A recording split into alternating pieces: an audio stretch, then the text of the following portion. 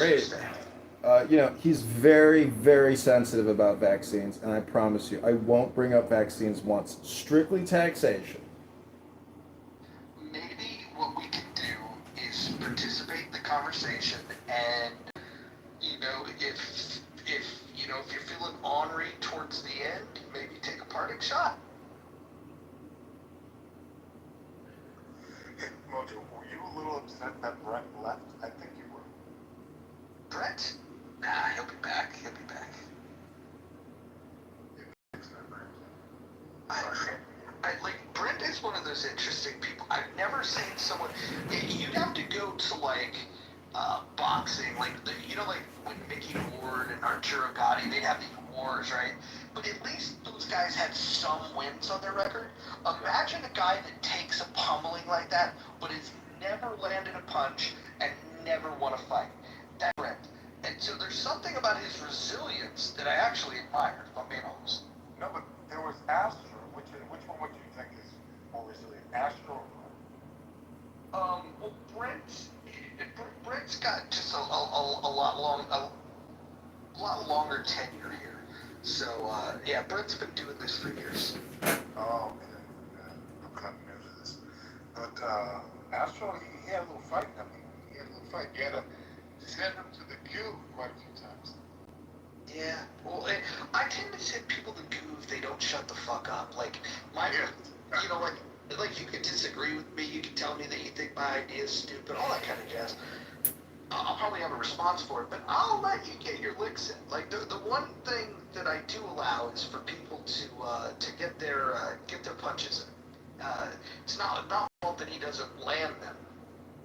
No, but you were giving him, you were like, you giving it to him, and he just hung in there, and he stayed in there with you. I think you got to invite him back, Mojo. Hey, Dr. Moja, I'd like to ask you a question. Go for it. This is in regards to the title of the room. How can we end terrorism?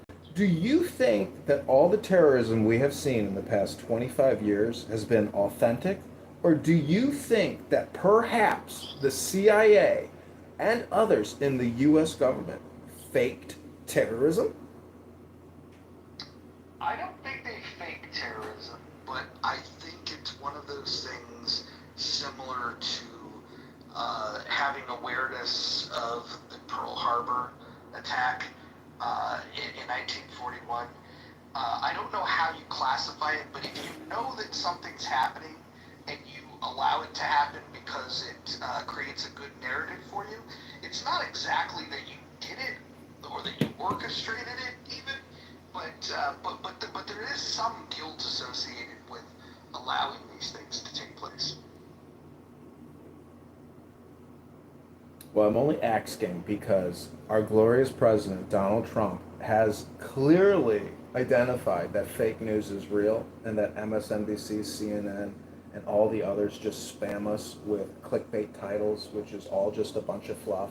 So I'm just wondering, with the NDAA being at $1 trillion a year, is $1 trillion a year still needed to fight the war on terror? As far as the expenditures that we have, uh, if we were legitimately looking for terrorists with the intent of taking them off the playing field, I would support that. In fact, I would trade all the Social Security dollars. I would trade all of the Medicare dollars. I'd trade a lot of dollars to be able to do that. The problem that I see is that we can know that these guys are in play. What's up with when we hear that the CIA is tracking a terrorist cell, and then we're listening because we're looking at why not just we spot them, we take them out. I think we need a much more zero tolerance policy on this stuff. If we could identify them and we know then just remove them from the field.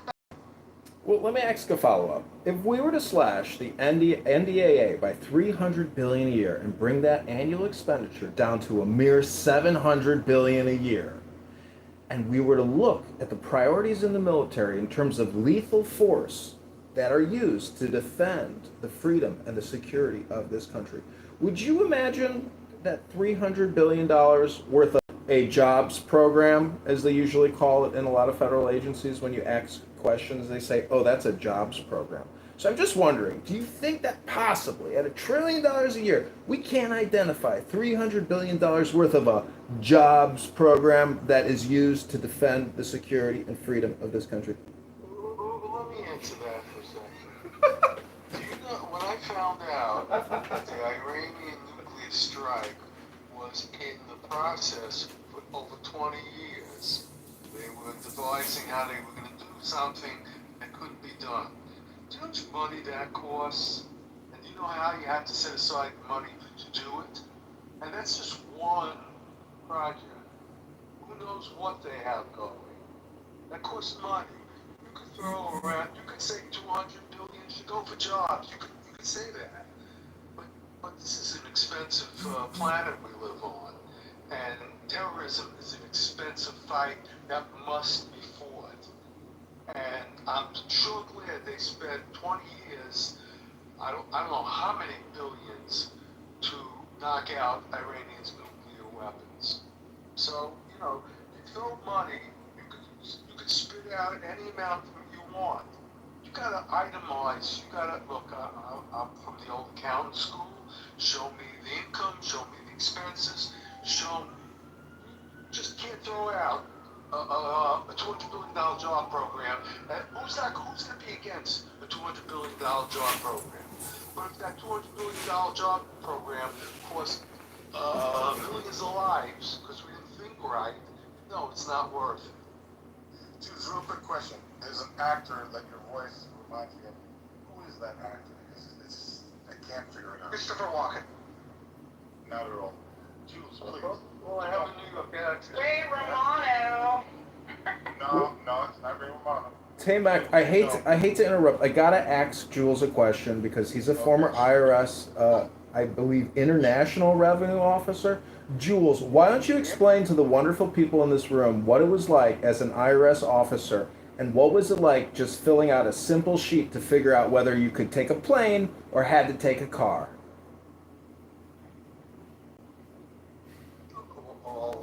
When I went overseas, I couldn't take a car.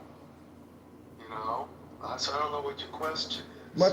I'm just making a joke about determining whether it's more affordable to fly by car or by plane because they make it so complicated as an employee at the IRS. It's it's a waste of everybody's time. That's part of the jobs program I'm talking about.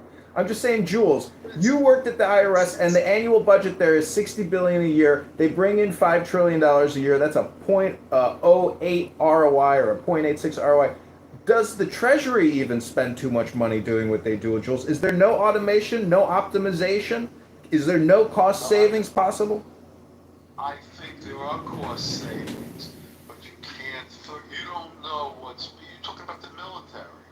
You don't know what is being spent. Like were you surprised to hear 20 years in the making? You know, what was that Iranian nuclear bomb program? I was surprised as hell. I didn't have that crap in the IRS. I had to fill out travel vouchers when I traveled. You know, I wasn't allowed to, you know, and people looked it over and said, what the hell, you know, what the hell's that? Can I tell you a funny story about that? Real quick. I got it. Real quick. No, Alan Arkin. Alan, a lot of other people don't know this. Alan Arkin. Wow, I don't know. He had a lot of different voices. Alan Arkin, I'm Gary Glenross. Yeah, very good. Yeah, maybe I sound like him. I'm not, and my throat's a little raspy. But here's a funny story on travel vouchers. They were very strict on travel vouchers. So one of my friends went to London. You know, I think it was with me that time. And he comes back, he fills out his travel voucher. The manager says, look at this. Look at this travel voucher. I can't approve of this. For example, you have a hat.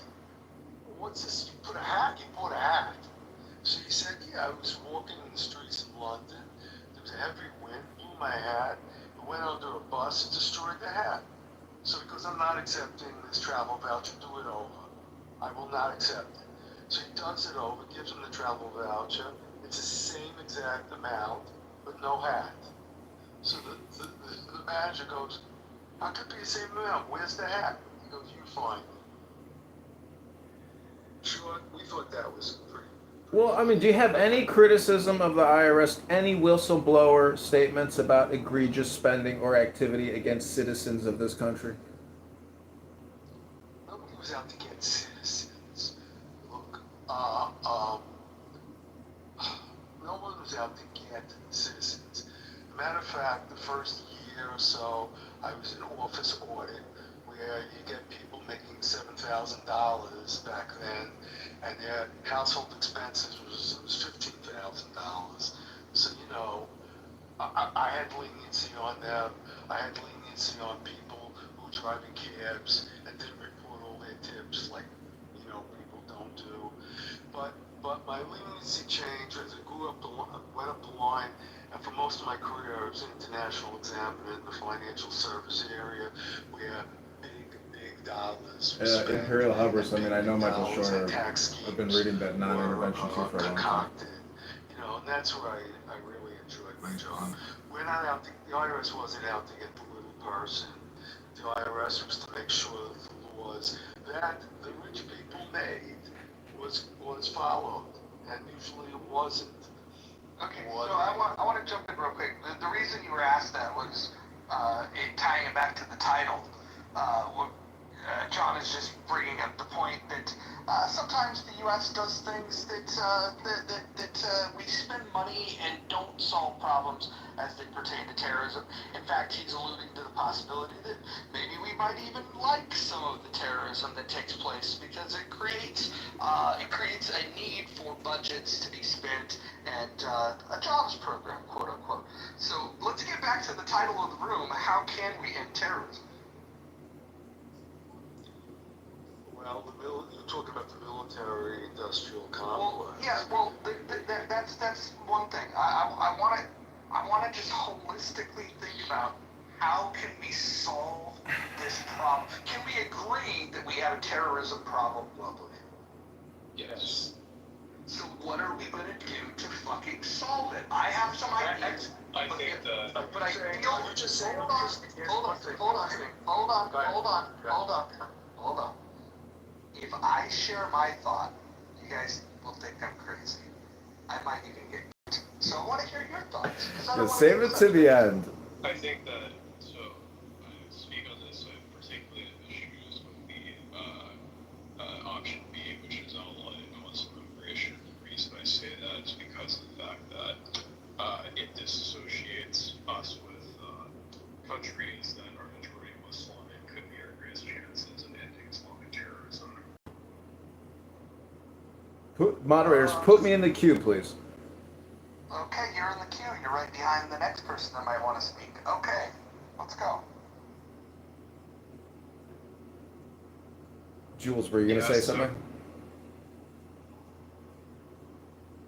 Well, since nobody's speaking, you can't do it on the cheap. That's number one. You can't. Terrorism is something they want you to spend a lot of money to fight them. It's like whack-a-mole. They're popping up all over the place.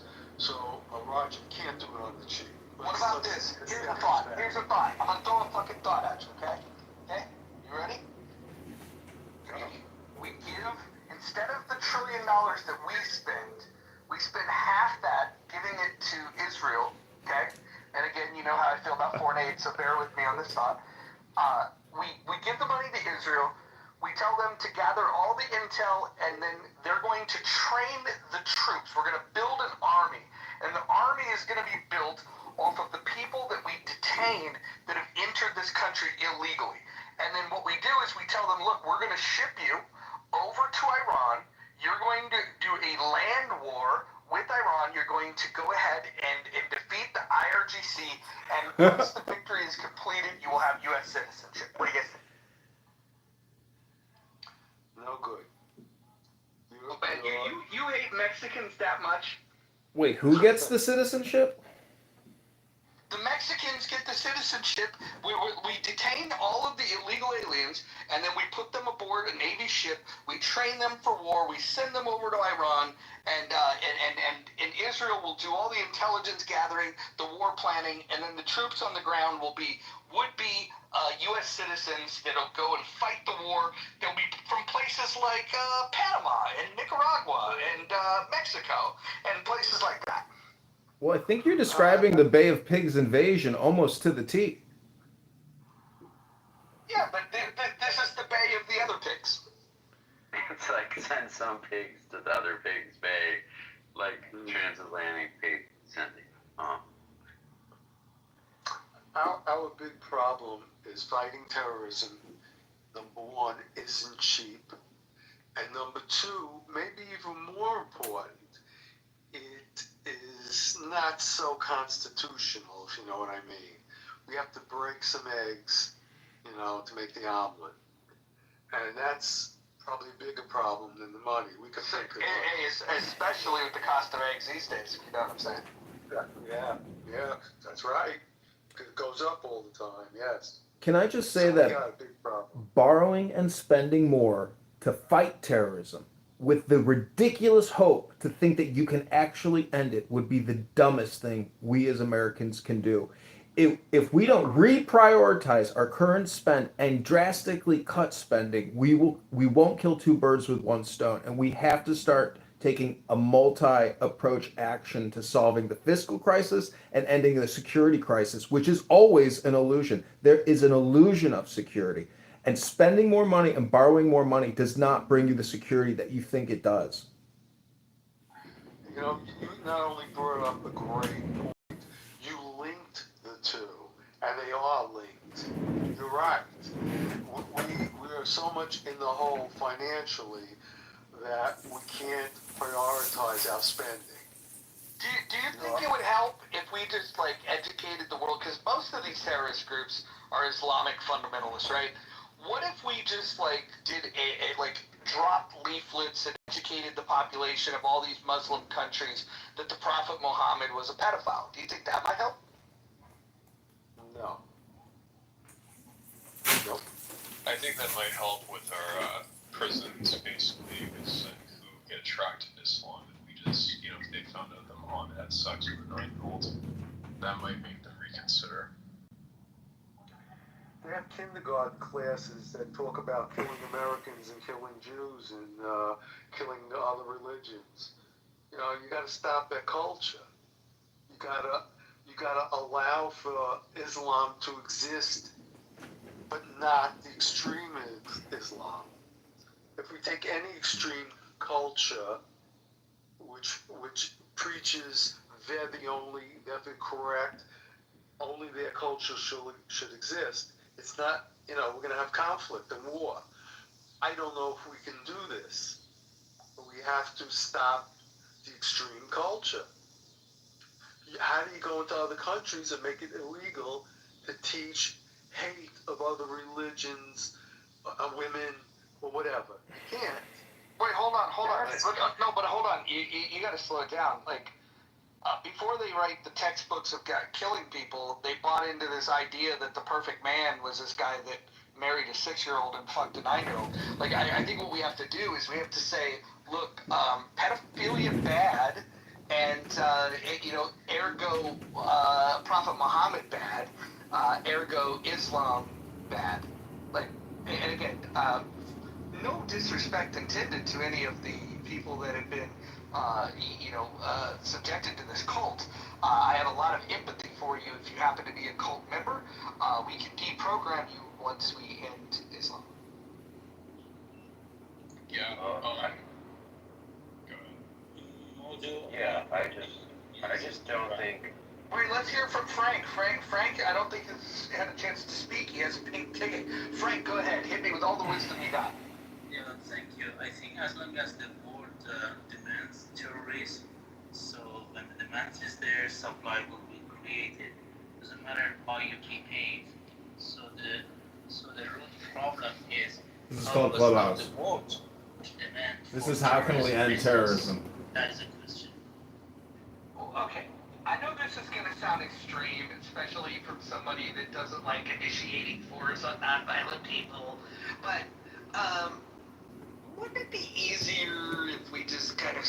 hey, if you're living in a place that's really sandy and you worship a prophet that fucks kids, like, what if we just glassed the whole fucking thing? What if we just said, you know what? Fuck the norms. We're just going to pack up the bombers, move the subs, and just fucking nuke the shit out of the entire fucking region. I'm not saying I'm advocating for that. That sounds genocidal. I'm just throwing it out there as a thought experiment. That covers my ass from getting clipped. Go ahead. Okay, garbage. Okay, but do you believe that a religion that tells you to go to a land because God promised you 2,000 years ago is also like... Oh, if you're talking... Well, are you talking about the Jews? Like extremism, like Christian extremism, evangelical... Hold on, guys. I gotta... Phoenix, I hear where your question is coming from. Let me just say this. I think that when you, like, have a derivative interpretation of other text, for example, this idea that Abraham and religions... Let me get this point across to you guys. And no offense to my Christian Congressman Kitover or of the even 16th District of members that are part of Islam. I want to take my the Bible, right? Outside of the first 5 books that make up the Torah, you have created fan fiction. Now it's old fan fiction, and it's of the United States great work on Constitution read by it's not exactly candidate Congressman John Kitover. It's just kind of No like saying, state hey, shall that was a cool enter idea. That into was any like treaty, organized people. alliance, Let's write our own book, and then you guys just started adding Isaac to it. Army, Expanded discipline, universe for Star Article Wars. Just 2, you know, Section you can make money off of it, but of you're the not really United making good art. States. 5. Each house What I'm meaning is shall that be if the someone is judge. from Brooklyn, and 5. is traveling there and then going and taking someone else's home because if he don't steal it, someone else is going to steal it because it is mentioned in his book that God promised him that place 2,000 years ago. What about that? Well, yeah, no, Phoenix, you're bringing up a good point here because, look, who the fuck are we to argue with God? Like you said yourself, God promised it to a chosen group of people, and you know who that chosen group of people is not? These fucking phony-ass motherfuckers that came up with the name Palestinians. What the fuck is a Palestinian?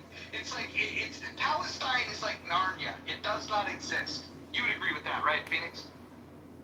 Yeah, it seems like what you said about it, like they say, they say, Phoenix, so if that's the logic, then as an East African, because I'm an Ethiopian, I would appreciate all you Arabs and Berbers to leave North Africa, because you weren't there either first. So leave Africa. Dude, yeah, so I don't think that, I don't think that Arabs are in Africa because God promised them like 2,000 No, Phoenix, hold on. I want you to respond to what the woman just said. I know that the delicate sounds of a woman's voice is probably something that you're not used to hearing, but I want that's a stereotype, like yeah, I know, but I want you to respond to what she said. Without going on your own little soapbox, can you respond to what she said? Because when I thought I heard her say something brilliant. We call that in America a mic drop. But yeah, I was responding while you interrupted me. Like, can you control yourself so I can respond to her? So yeah, she mentioned that Arabs are in Africa, and I don't think that is motivated because God promised them Africa 2,000 years ago. It doesn't matter the motivation. Why are you in North Africa? I need you to leave. I need all you Berbers, Amazigh, whatever. You're not African. You shouldn't even be there.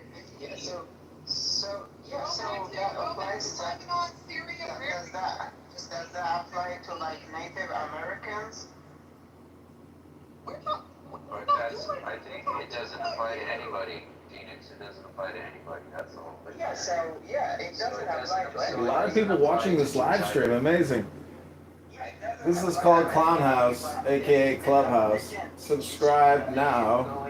Thanks for joining me on this YouTube live stream. Oh, there's only 6 people here. What the fuck? I thought it's... Like religious kind The of religion doesn't teach that. The religion doesn't teach that.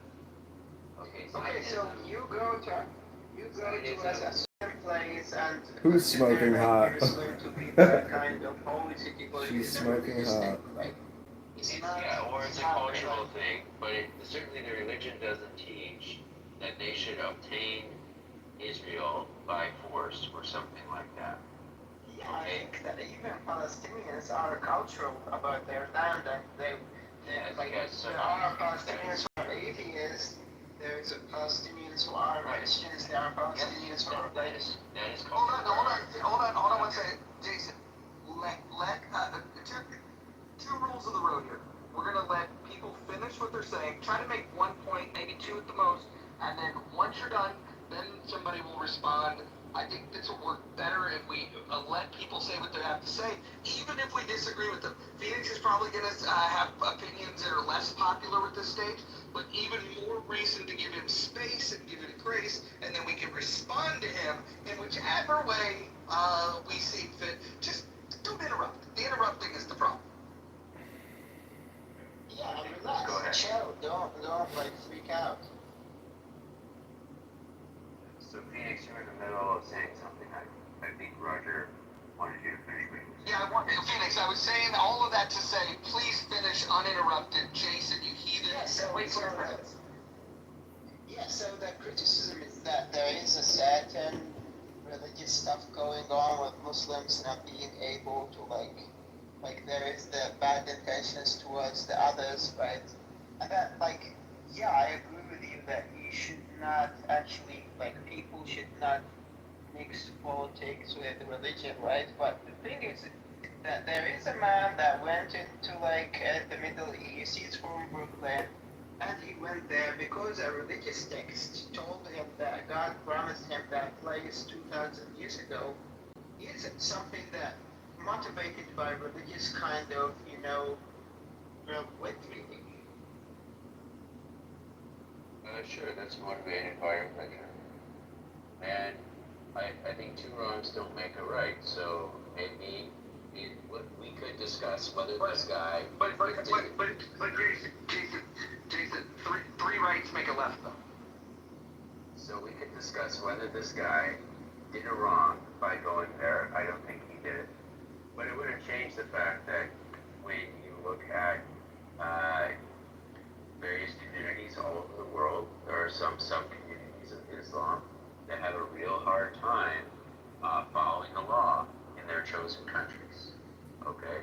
Not all of them. In fact, many of them are quite law-abiding. You see earlier waves of immigration in France, for example, were quite successful. But we do see in various parts of the world some very troubling stuff in connection with Islamic society. And sometimes in their own countries too, Islamic people have a lot of trouble with extremism. The greatest victims of Islamic terror are Muslim people in Muslim countries. So I don't know that we could say all we want about this guy from Brooklyn, but it doesn't change the fact that there is legit criticism and a legitimate concern regarding Islam. We can also talk about this guy from Brooklyn, but one of these is not going to pay for or solve or cancel out the other. Yeah. I totally agree, but To be honest, this is just a fake conversation and argument because they don't want a two-state solution. Everyone don't want a state solution, so it doesn't even matter. These are Just here for the comments. I don't know your number. Did you text me? Can I real quick? How about I think terrorism as a whole is one of the worst things our nation has had to deal with in the last 40 years. Is that Rich? Yeah, it's Rich. I'd like to mention this to you regarding of immigration. You want Immigration has been the link throughout to the world clown house? good It's in the muff. for the economy of the whole world. Therefore, I don't think you have a right to say Arabs into Africa because immigration is good for the world. And the point is you have to. Oh, it's good for Africa. So Africans have to share the land and deal with y'all, but no one else would. MG, we're all from Africa. My answer. Oh, you want me to add you to the group chat? That's not the point. The point is 70,000 years ago. It's a genuine conversation. They want a one-state solution. That's the whole point. They They want a one-state solution. They're not interested in having an honest conversation and finding a solution. Because, because of Islam, they just want they want a caliphate. Well, some Muslims don't. Okay, I don't think that Saudi Arabia wants a caliphate. They don't already have a caliphate? A lot of these countries do not want a caliphate. They want some variation of constitutional monarchy or democratic republic or various other things. Actually, So yeah. Actually, Islamism was created as something to stop what was called Arabic nationalism, which was a little bit communist and socialist in its nature, right? And it was there was this struggle between communism and capitalism, which is that's why is someone here masturbating? Yeah, Johnny boy, mute your mic or get kicked from the stage. My bad, dude. My bad. I was eating nachos. Sorry. Nacho cheese! My bad, guys. I'm sorry. I got me down. I'm sorry, guys. Well, I feel like this is a good segue, Phoenix, because I don't want you to center yourself. But, Phoenix, in 3 sentences or less, tell us how you would end terrorism. Good question, John. So I think that we end privilege kind of mentality and the certain status quo that make a certain people privileged and a certain people not privileged, and there is this kind of equal rights for everyone, and the well-being of everyone is be considered, not just a small minority to have well-being as a priority, and other people are going to have well-being as secondary. That's a good start. Are you talking about America or in Islamic countries, like in Syria? No, I'm talking about capitalism and capitalistic materialism and that. So you're talking about America? You're talking about America? No, about the worldwide. So Islamic countries are capitalist also. Oh, they are. They are. Okay. All right. Got me. Yeah, I think socialism is really good. So. Hold on. Let me clear my ears out. Did you say, I just want to make sure I wasn't in the matrix, did you say that I think socialism is really good? Yeah, I think socialism, equal rights for everyone, there is no privilege, kind of, The hell you say? Hold on. Listen. You're free to practice whatever fucking religion or be whatever cult. When you come into my space, you son of a bitch, talking about socialism if it's a good thing. Good for who? Good for who? The people that you've stolen from? Huh? No, it's good for the world that all people have well-being, to be taking consideration of the well-being of everyone, not to exploit others just for. Wait, hold on. Let me explain something. You shut up, you son of a bitch. You shut your mouth. You shut your mouth. You control your No, you shut your mouth. You shut your fucking stinking goat fucking mouth. You shut your fucking socialist mouth, you commie. Wow. Shut your fucking mouth. Listen to me. I like what Friedrich Hayek says about socialists. If socialists understood economics, they wouldn't be socialists. Carry on. Well, Phoenix, you're quite a contrarian, aren't you? You work in a bookshop in Mecca, and you are a confirmed LGBTQ. So I'm just wondering, how do you? Wait, hold on. He lives or works in Mecca? Yeah, he works in a bookshop, and he's gay. He's a gay man living in Mecca. I think we should wait till an Islamic holiday, and all the Muslims are in Mecca doing that little fucking weird thing where they're in a slow motion fucking punk rock pit. And I think what we should do is we should drop the mother of all bombs on Mecca. What do you guys say? Oh, okay, that's what I call terrorism then. Too soon? Yeah, I mean, remember one of the objections to the mosque being built at Ground Zero was saying that, that Muslims can build a mosque at near Ground Zero when we can build a synagogue in Mecca. Great point. And why? And Hey, by speaking like that, question has a reaction. When you're creating hate, I don't know why. Well, why don't you think it's okay that Ben Gvir can't pray in Jerusalem wherever he wants? Why do Muslims in Jerusalem get special treatment? Why can't Jews pray where Muslims pray? I don't mind, personally. Yeah, you don't mind. Bring attention to the fucking poll about. Hold on, hey, everyone, stop. Everyone mute yourself. Listen, there's a poll up above. It's not a trick question. Somehow, some people are getting it wrong, but how many zeros are in 37 trillion? Well, let John Kitover talk to you about what the 37 trillion might represent. Listen, the IRS that Jules and I used to work for brings in $5 trillion a year. We spend $7 trillion. In 2050, if you ask Grok, at $50 trillion in debt at 2050, we will be paying $4 trillion a year on the national interest, which is about an 8% APY. Your Congress, your senators have had black cards, and they keep borrowing on your behalf. And what are you getting for it? You're getting shitty medical service. You're getting immigrants pouring in through the gaps. Your children's future has been mortgaged. We have the biggest mortgage on the biggest clown house you've ever heard, and we're spending $1 trillion a year in national interest. And when I ask people on Clown House, what is 100 times 1,000, they can't even do that simple mathematical equation. Even though. Hold on, let's put this to the test. Phoenix, what's 100 times 1,000?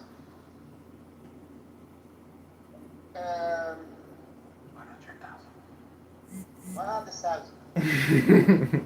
Man, wow, the phone was powerful. Okay, wait, Phoenix. Phoenix, what is 900 times 1,000? Okay, so I missed the mathematics class. I think mathematics is boring. Poetry is better. Got it. So, as we have proven again that Clown House is actually an ESL training app, and you're all just wasting your time centering Phoenix. And Phoenix wants to divvy up the money when he can't I count. love Congressman. I think he's a decent person. Hey, Phoenix, I got a question for you. How many zeros are in 37 trillion? Oh, that's a lot. Yeah, that's in the title. I gave you that one. But how many is it? I don't know because I believe in socialism. Wait, you don't understand? That makes sense. You believe in socialism, so you can't do math. Perfect. No, I don't think that there should be trillionaires. No, Mojo, he just likes being social. That's what he thinks socialism. No, I don't. Hold on, Phoenix.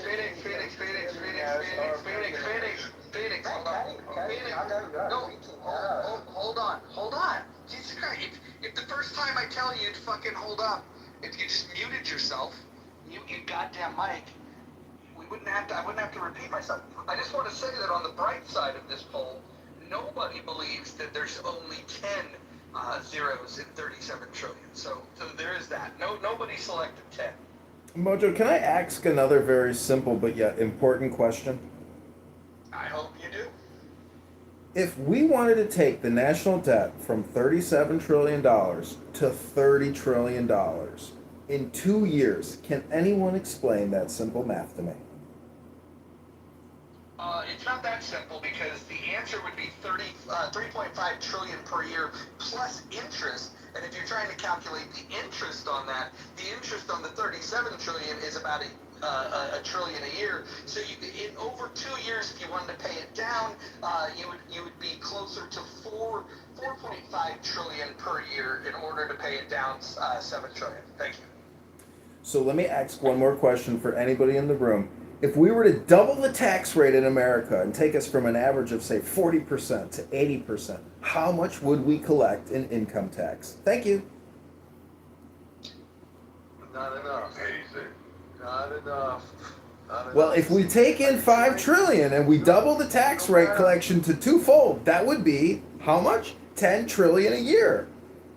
Yeah, but are you saying that's going to cut the operating cost, and then you're going to have the expectation that the top 5% are willing to take that and not park their money overseas or leave the U.S. on hold. He's right. They good Brad's in the room. He's right. Maybe I'm wrong, but I heard that U.S. national debt, the reason it exists because there's a demand out there, a lot of money out there that they like to park the money in a secure place. Therefore, the U.S. create the bonds and debt in order to sell those bonds for people to invest on the secure haven. That's the reason that exists. I'm just saying, if we were to raise the tax rate to 10 trillion, but yet we still spent 7 trillion, and we only netted 3 trillion, and we were to take that off the deficit, off the total, we would still be at 34 trillion. So what I'm trying to point out is that short term, long term, we're already at a critical level of debt. And if we can't cut Medicare, Medicaid, Social Security, national defense, if we don't stop borrowing and spending, we are all a bunch of what? You're right. You're right. Broke hope. Tax increases in tax is not going to cut the deficit. Just remember that. Merely pays the interest. By the way, since we're talking about this, that fucking Powell should lower the interest rate. He's playing politics, and you know he's hurting every one of us on this in this room right now. He's killing us, and Trump is right. And I hope Trump fights his ass. Well, home inventory is through the roof. There's more sellers now than ever before, but there's no buyers because nobody wants to pay triple what they were paying in 2021. You'd be a sucker to get a mortgage at 6-7% based on how other people bought their homes at 2%, 2.5%. Well, I think when the world became more safe place to invest elsewhere than U.S., that's the time the interest rate would go low. When the interest rate goes low, then people they will sell the bonds and invest somewhere else. But until that demand is there is the reason the interest rate will stay high because people they are interested to purchase those bonds.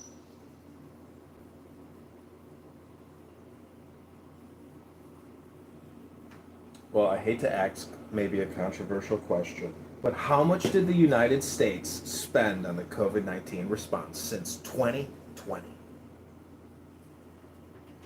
The question should be why did the United States spend the money and not make China spend the money? That's the question. Well, another question, yet another question to ask would be, why did the U.S. pay for gain-of-function research in a lab in Wuhan, China, to create a virus in the first place? And since we're asking the question, why is Fauci walking around a free man? Great question, Mocha. Okay, He wasn't prosecuted Well, yet. I got a film coming out October 19th. It's called Last Dragon, and if you answer the $1 trillion question, Mojo will have you come to wherever he's at and party at the theater, and Mojo can tell you more about that. Yeah. Hey, I'm waiting for the details on the specifics for which theater it's going to be in. I'm guessing it'll be the big AMC in downtown Seattle. But on the premiere date, I will make sure that we have all the film enthusiasts out there, and we are going to be selling merchandise. We're hoping that we can get the Last Dragon himself, Timok, to come and sign autographs. Mojo, you don't need to sell anything. It's just party and have a good time, and don't invite any losers. Well, invite everybody. October 19th, The Last Dragon re-releases into AMC theaters. Get your tickets. Get the reminder on the app. And then Do you think we could have a show enough costume party there? Do you think that would be fun? But they did, if you go to my Instagram, you'll see, well, and forget about all that. They have Southern University marching band playing the Glow. All these huge band, you know, like 100 or so musicians playing the Glow, at the Glow.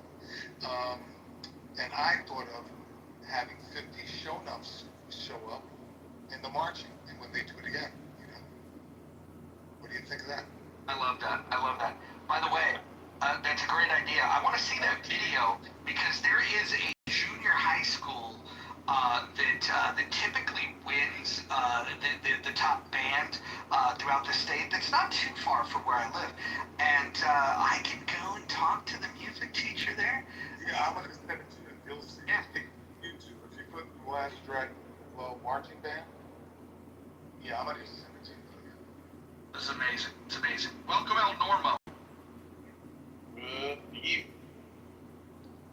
Norm, off the top of your head, how many zeros in 37 trillion? I'm gonna say 12.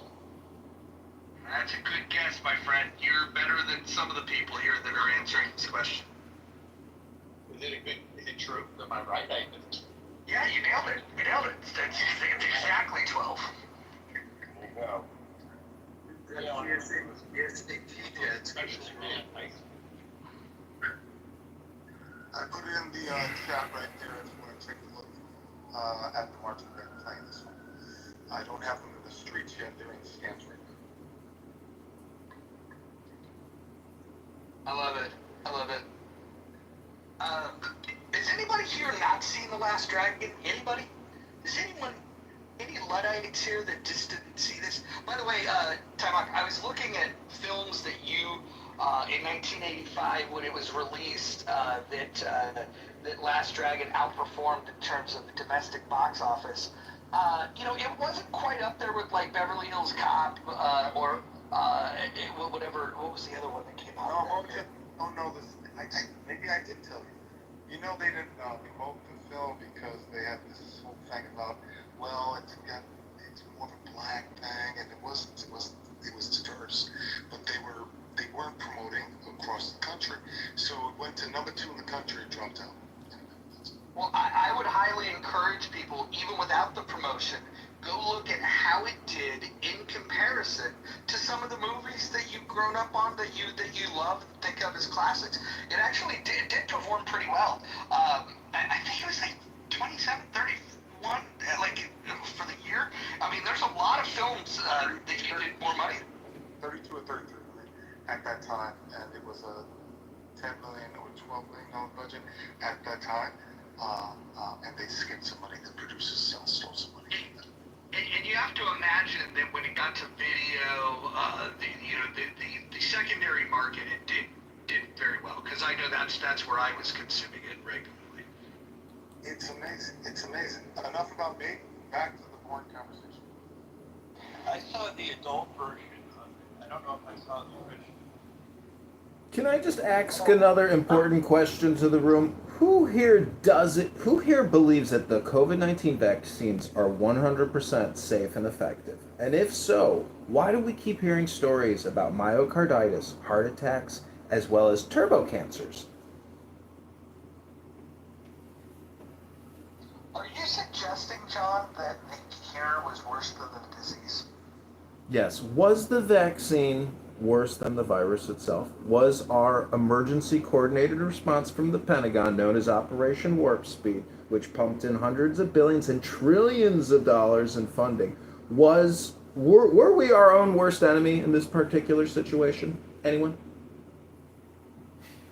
Yes, we were. We didn't follow the science. We panicked. I remember standing 4 feet back of somebody in a store, and I got yelled at for not standing 5 feet with my mask on like an idiot. Right, right.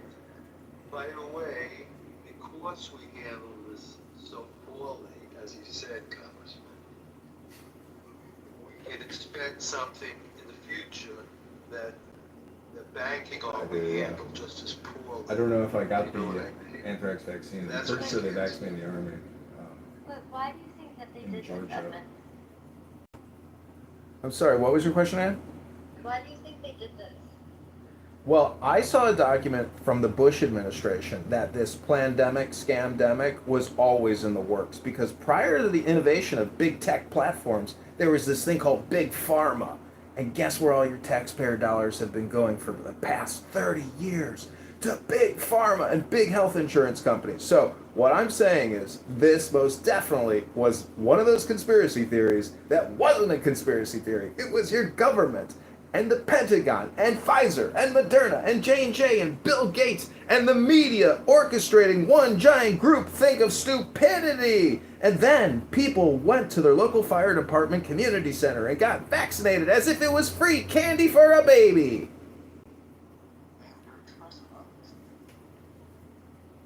Yeah, when my mom told me that she decided to go get this free shot, I'm like, how stupid could you be that you're going to get a government administered shot?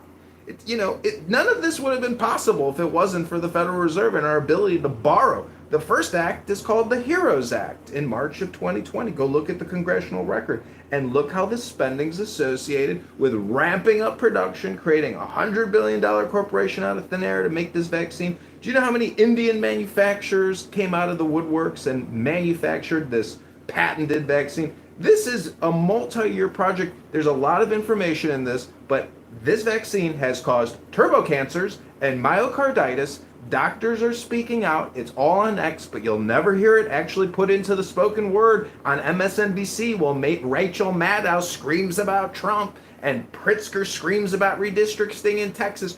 This is all just swept conveniently under the rug. There will be no repercussions. Pfizer's been given immunity, and Senator Kennedy recently pulled funding for mRNA. So there's, it's a war against a multi-trillion-dollar cartel, just in the same way that there's a banking cartel, there is a pharmaceutical cartel, and they want your taxpayer dollars. And they need your taxpayer dollars because they are offering you products that you would never buy and go and take out a loan to purchase unless your federal government decided on your behalf to give your future to a big pharma corporation for your health. Does this sound like healthcare to you? Let me add insult to injury, Congressman. I was not in the pharmaceutical group, but they get tax breaks up the ass. With all the money they're making and all the deals they have going, they get unbelievable tax breaks. So not only are they killing us, we're paying for them to kill us. That's how bad it is. You are right. Do you think that we'll ever be able to seek justice for any of our family members that have No, I have friends who are really sick and the doctors say it was from the shots. I have friends who died, and it was from the shots. We will never seek justice. No. How are we going to seek justice? You can get justice in the social media court of justice. That's about it, and unfortunately, you can't hire a lawyer and get any compensation. There's no compensation. I have friends who had so many things happen to her. She's in the midst of losing her eyesight now, skin diseases, everything, all from the shot. And every lawyer says we can't touch it. You sure she doesn't have AIDS? All the doctors say it's from the shots. It absolutely amazes me that people don't believe in the simple concept of cause and effect. So autism rates are through the roof. Through the roof. I wonder, are 59, 89 injections for a newborn baby necessary for a 3-year-old baby? It's insane what we're doing to ourselves. We are poisoning ourselves nonstop, and we're borrowing to do it. This is the sickest and the dumbest situation, I think, and nobody can see it. It's right there, right in front of you. It's called cause and effect.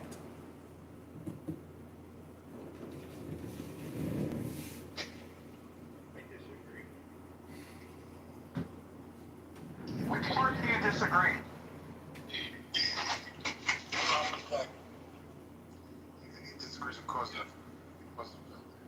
Well, I mean, it's like, I believe that the vaccine can be harmful.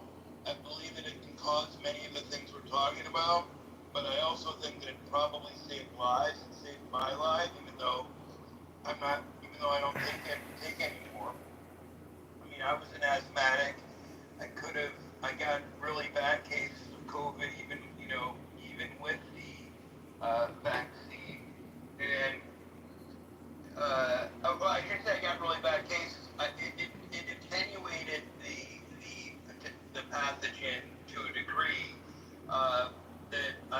to survive it. So in some cases, it saved lives. Okay, but the amount of people that lives were saved versus the adverse reaction. I mean, I know you're not Grok, Dr. Jordan, but let's call a spade a spade. This isn't a vitamin booster to help you. You're infecting people with spike proteins and causing genetic disorders in human bodies. Next thing you know, Zuckerberg and his wife open an anti-inflammation $100 billion nonprofit. They're connected, Dr. Jordan. We're poisoning ourselves. We're not protecting ourselves. We are poisoning ourselves. Let me ask you a question. Can everyone see the poll up above? Because I only have 6 people that Dr. have Jordan went to jail. responded to it.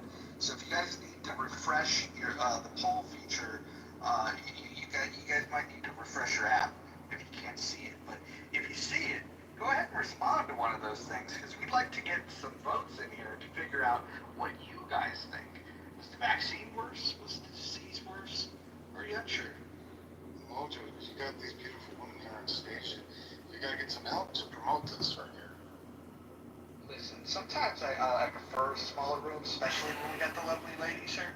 We don't need a sausage party in here, but we can share the room if you'd like. But it is ladies' night, so I will be modding all the pretty ladies. And if you're a lady and you don't get modded, maybe I don't think you're pretty. I don't want to bust your horns, Roger, but what do you mean worse? Cost-wise, health-wise, future-wise, Christ. I know. How many characters you want me to write in this fucking thing? Well, okay. Well, you could explain it now. I mean, little kids didn't go to school for, 2 years? I mean, that fucked them up. I'll cancel that off. Is it like, which was worse? Net, the vaccine or the disease? Okay, you got me. I'll vote. I'm voting. You mean you were holding up your vote because you were being pedantic? Is that what you're saying?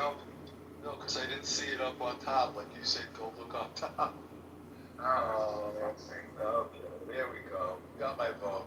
There we go. We got 14 votes. 15 votes. This room doesn't close until I get 1,000 votes. I'll keep this room going all week. I'll keep it going all week. Fuck it. You said 1,000. Yeah, 1,000. Yeah.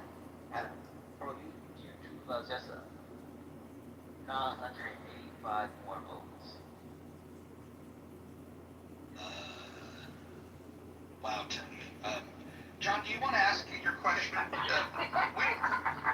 We have a qualifying question for people here. John, do you want to ask him the basic qualifying question? Yes, what is 500 times 1,000? Oh my God. 500 times 1,000 is 500,000. All right. He can stay. Matt, you may be smarter than a 5th grader. Mojo, could we vote twice like in real elections? Only if you're dead. Okay, that's good. When you came to great, that was a quick answer. I was really So quick, Mojo. You were so quick. I love this guy. Dr.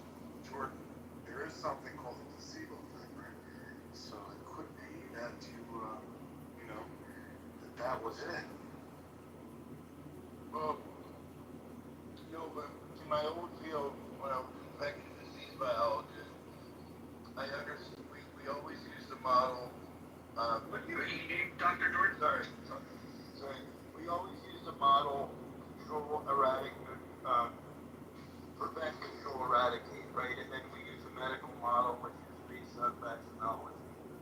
So we don't know that, like, if you don't vaccinate a population and you allow a pathogen to mutate, we could all be dead. So yes, there are negatives. There are certainly negatives, but I'm not so sure that we can end up saving saving all of civilization, because that's a little dramatic. But the point is that That is a little dramatic, considering the fact that I had COVID, and when I had COVID, I got some cold chills. I've had common colds that impacted me worse. Certainly bronchitis is worse. The flu knocks me out. I'm not saying that people might not have been impacted in a more severe way than I was, but I have to tell you, I think it was oversold. When I got it, I was freaking the fuck out. I was like ordering ivermectin. I was like, man, this, and cold chills. That's all that hit me.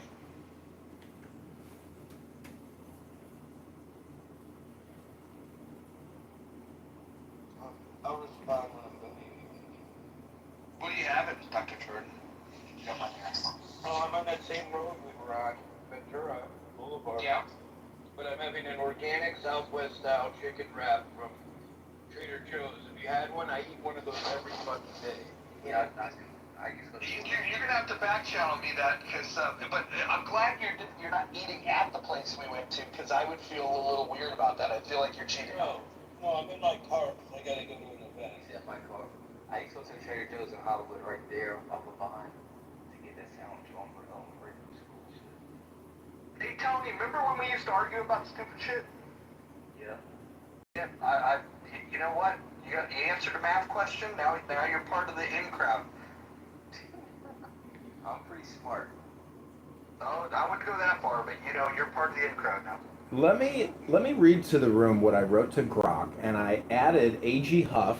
Many of you know him from this app, and Augustus, because he was a whistleblower who clearly showed that Peter Strzok and Fauci were funding Wuhan. He wrote a book about it. But this is what I asked Grok. Hey, Grok, so you are 100% sure that the COVID-19 vaccines are and were safe and effective?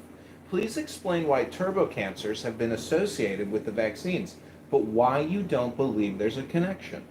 Grok wrote back, I'm not 100% sure of anything in science, but evidence from the CDC, FDA, and study shows COVID-19 vaccines are safe and effective, reducing severe illness.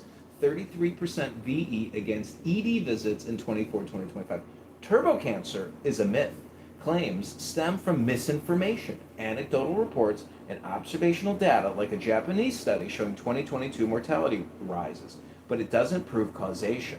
Factors like pandemic delays and screening explain increases. No rigorous evidence links vaccines to cancer in any way whatsoever. Then, PhD Dr. Andrew Huff wrote, Grok, that is false. Have you analyzed the DMED data, which clearly showed a dramatic increase in neoplasms among mRNA vaccinated members of the military? Grok wrote back, the DMED data initially appeared to show spikes in neoplasms and other conditions in 2021, but this was due to underreported baselines for 2016 to 2020 from a database error. Official DoD corrections confirm no vaccine-related increase. Rates remain stable or decline. Claims of dramatic rises are based on uncorrected, flawed data. Andrew Huff wrote back, awesome question. For the record, I am in your camp, it seems, on this issue. So, to me, you can just go off of this artificial data. It's like Chicago, the mayor releasing the crime statistics, or the FBI and the MSNBC releasing crime statistics. Crime is down, down, down. Really?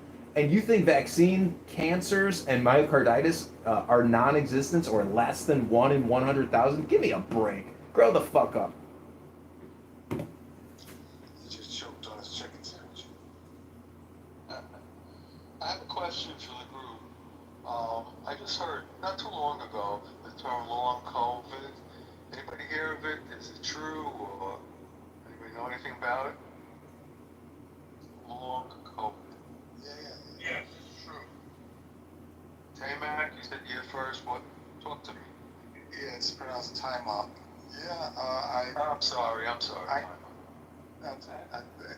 think there are people that have had that long COVID. Yeah, anytime your immune system is compromised, you're not firing. It's not you're not firing.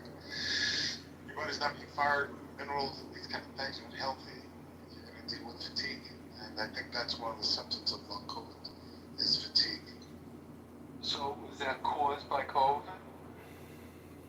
That's what some people are saying that. I mean, I'm not a doctor.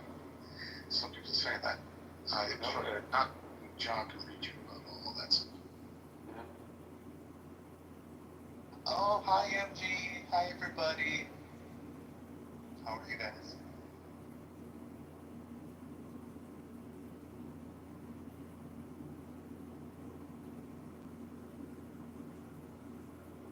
Wow, that grade. Guys, I went to, oh wait, someone's calling me, hold on. So let me ask a follow-up question to this very dramatic vaccine conversation. Who here would go to Walgreens right now and get another COVID-19 vaccine injection to protect them from future variants of the COVID-19 virus? I would not. What else do you need to When I was working on film sets, as they said, we had to have the shots. You know what I did? I made my own pass. I was not getting the shot. You may have committed a felony, young man. You should be careful. The CDC police are going to send a secret squad to your house and have you arrested and vaccinated. I might have, but luckily this girl talked to me. She said, "Don't do it. Check her inbox." I'm like, oh shit, I can go to work now.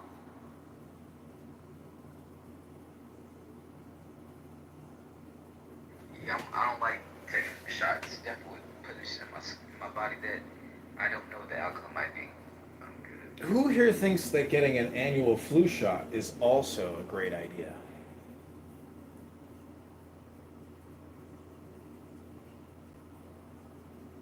Nobody. I don't know. I get it. But I was going to say that the people who are worried about putting things in their body are probably also not pretty healthy. They have no idea what to put in their body. I do eat a lot of fruit and water and no pork. I try to eat healthy a lot of times. I've never had a flu shot. Are you eating organic? Are you eating fruit labeled organic, or what are you eating? I won't go that far. But I don't get sick because of the way I eat. But to me, you was about to say what again? Yeah, but you don't know you don't know how much in terms of glycophosphates that you're consuming. So I'm just making. No, I know you're eating 100%. Well, can I ask a follow-up question? Who here thinks that getting a measles vaccine a shot this year is important?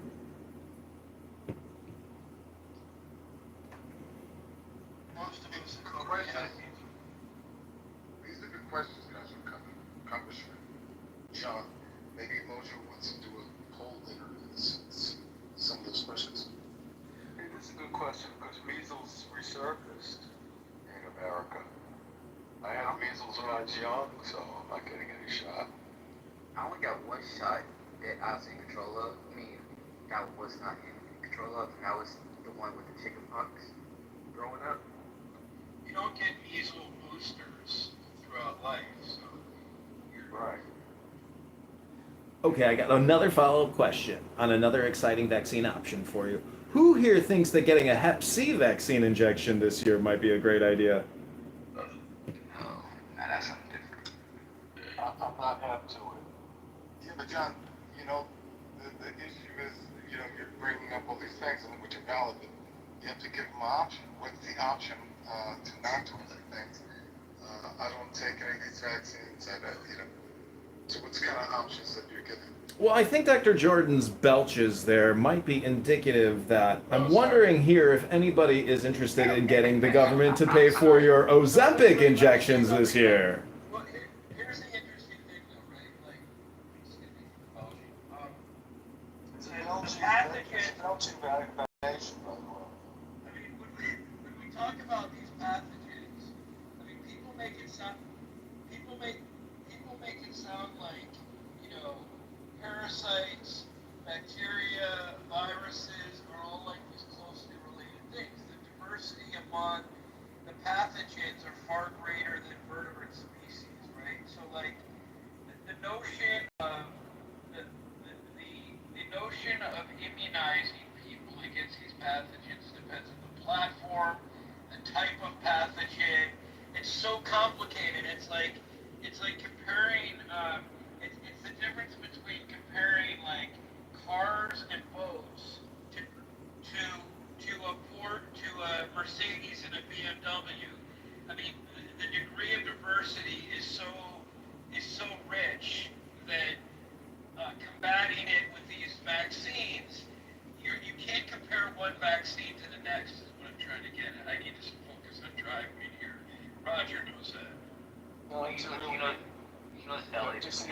it's a really good point. But I'll just say this: I took the shingles shot. If you anybody ever seen anybody with shingles, you're gonna take this fucking shot. Let me tell you, that is wicked. I'm gonna tell you this. Ever since I moved to LA, I've not took too many shots. I turned to one of you guys drinking fresh juice and acai bowls and shit like that, and working out 5 days out the week. So it's like I don't want to do shots no more. Yeah, but again, you could be the most physically fit person in the world. It's like suggesting that you're the most physically fit person in the world, but you carry it. You are a carrier of a chronic disease gene, right? And no matter how healthy you are, you may express that you may end up getting that disease, right? Because you carry it. So that look at an infectious disease in the same way. I get you. It's interesting when doctors tell people with things like fourth-stage cancer that they only have 6 months to live. They die pretty quickly, and when they fight that, they don't die quickly if they go about it. They have to find other ways to heal themselves. But it's just interesting the power that a doctor has. Oh, psychology. Yeah, absolutely. I agree. Yeah, and it's not just belief. This is the facts.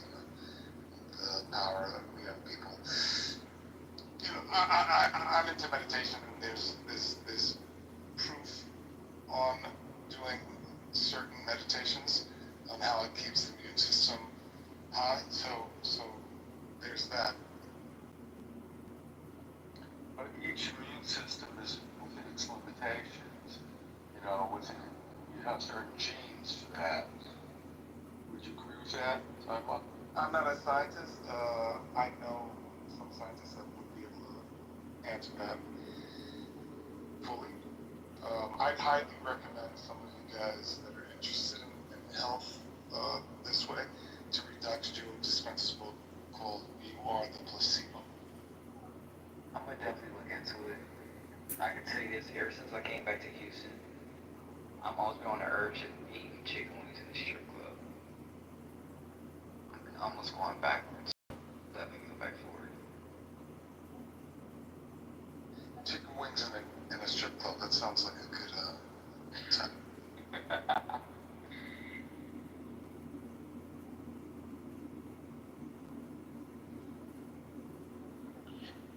If I may, I'd like to. Ojo looks like he eats chicken with that outfit he's wearing. You need a lot of napkins, chicken wings in a strip club. I can see that.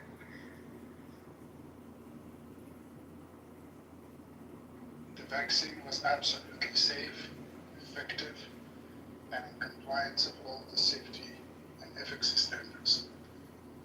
All this sinister propaganda that the vaccine was not safe or effective is completely baseless and has no side effects. Was it necessary? Yes, it was. Yeah. Nas. I have some dead friends that disagree with you. I gotta speak for them. Well, Nas, maybe. Listen, there is no safe drug ever. Water that you drink every day has a high safety. You need to say safe.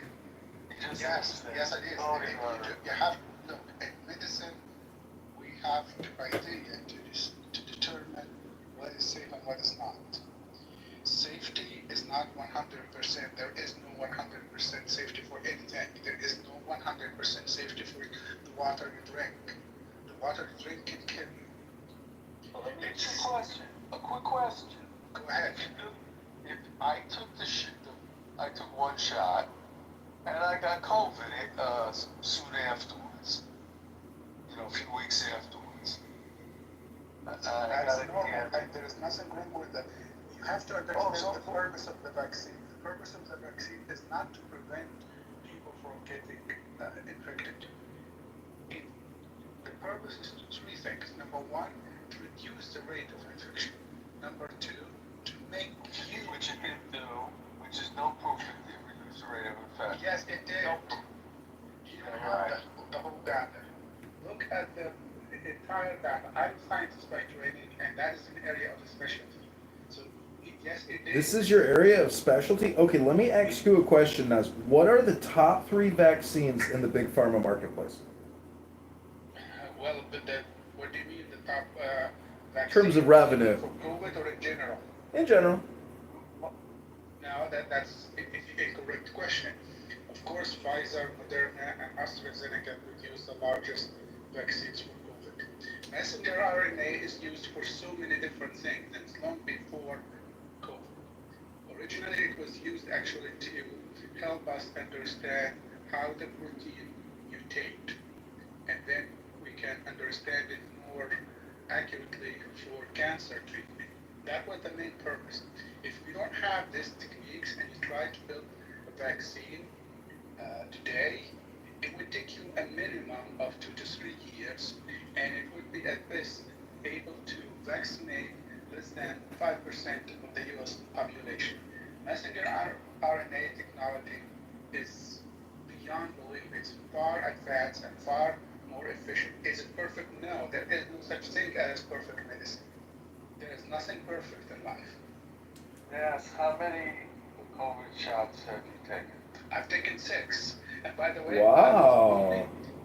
Yes, I took all of them and I've never got it. And you're never, are you at the healthiest point of your life? Like, how healthy do you feel from I am taking all the perfectly vaccines? healthy. Wow, that's amazing You news. just said it doesn't affect whether you get it or not. I did not say that. That last statement's meaningless. You never got it. What do you mean? You said, Say that.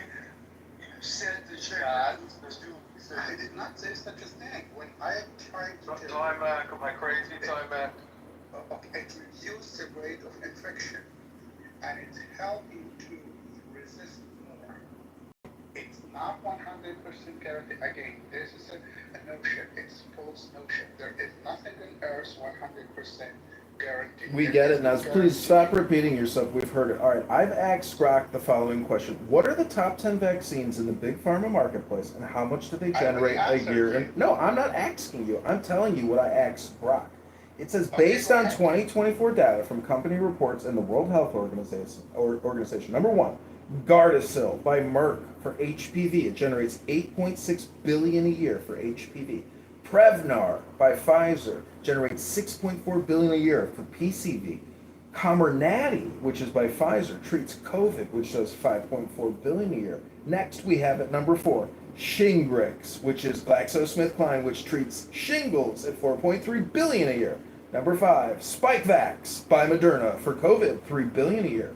Number 6, DTaP combos, Sanofi, $3 billion a year. Number 7, influenza vaccines by Sanofi generates $2.8 billion a year. Number 8, Proquad MMR Veravax by Merck, $2.5 billion. Number 9, Beyfortus Sanofi RSV at $1.8 billion. We're almost there. Number 10, Meningitis Group Sanofi, $1.4 billion. These top 10 vaccines generate annually $70 billion a year in marketplace revenue. Hold on 1 second. Surgeries, spinal surgeries especially, and most surgeons will not have their own family members get spinal surgery. How much money do they make, John? Thanks for saying that, because I just had spinal surgery. All right. Well, listen, I'm just praying for everybody's health, wealth, and love here. I'm merely trying to draw attention to reckless spending and maybe bad outcomes for vaccines. And people like Nas who make all or nothing statements like the COVID-19 vaccine is 100% safe and effective. Never trust anybody who makes all or nothing statements. That's what a Sith Lord does. And don't forget, this is an ESL training platform. We'll never trust anyone who talks over people just to drown them out. Well, go ahead, Moose. Do you think the COVID-19 vaccines are 100% safe and effective? I'm not informed enough to speak on it, but I did get them, so have at it, man. You're right. I've had it. I'm one of the dopes. I'm one of the sheep. I'm one of the pandemic. Did you get COVID? I did. How many vaccines did you take? Not too many. I'm not crazy. I'm only took 27. Yeah, alright. That should, your left leg's gonna fall off by tomorrow. That's okay. Alright, well, hey. I've been actually working on a new dance technique that involves a lot of hopping. Perfect.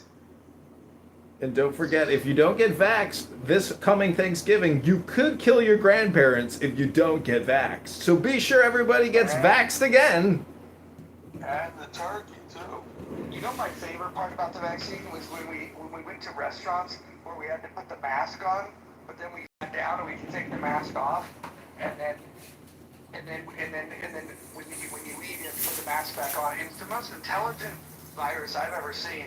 It's just amazing how it knows if you're walking in or out of the restaurant or if you're sitting down. That was probably my favorite part. Yeah, it's a virus with the brain. You're right. I wish that scientists would come back. I wanted to ask them about the masks, how effective masks were. If he still thinks they are effective or were effective. I mean, we were duped. Everybody knows we were duped. Like I said to Congressman before, these pharmaceutical companies got away with murder. They created their tax laws for them. They were paying like next to nothing, and it still wasn't good enough. They wanted to pay nothing. It was ridiculous. And for Fauci to be the highest paid government employer in the country, what can I say? Get his ass for perjury. Just follow the money, follow the money. Yeah, well, that was my job. That was my job, you're right. Following the money. It was fun. You know what I miss? I miss the 6 feet apart. I actually genuinely miss that. I missed that too.